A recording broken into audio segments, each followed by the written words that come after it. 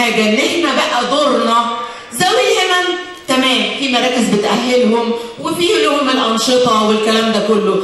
أول حاجة اللي عنده ذوي همم ما يتكسفش، ولازم يأهله إن هو يدخل في المجتمع من أول ما يتولد. دور الأسرة هنا في تأهيل ابنها أو بنتها إزاي هينخرط في المجتمع، عشان لما يتعامل مع المجتمع يعرف يتعامل إزاي ويفرض وجوده هو على المجتمع ويخليه يتقبله.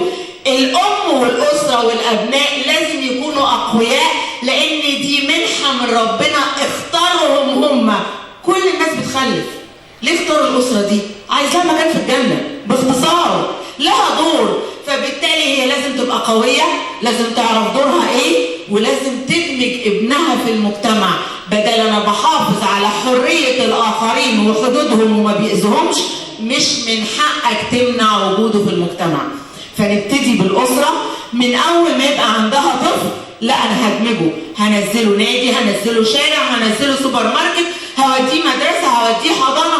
وكل الأمهات عندها من الذكاء الاجتماعي اللي تقدر تقعد ابنها على مرجيحة جنب واحد سليم وتقدر تقنعه بكده، تقدر تقف قدام مش فاهمة على اختلاف المستوى الثقافي وتخليها تتقبل وجوده.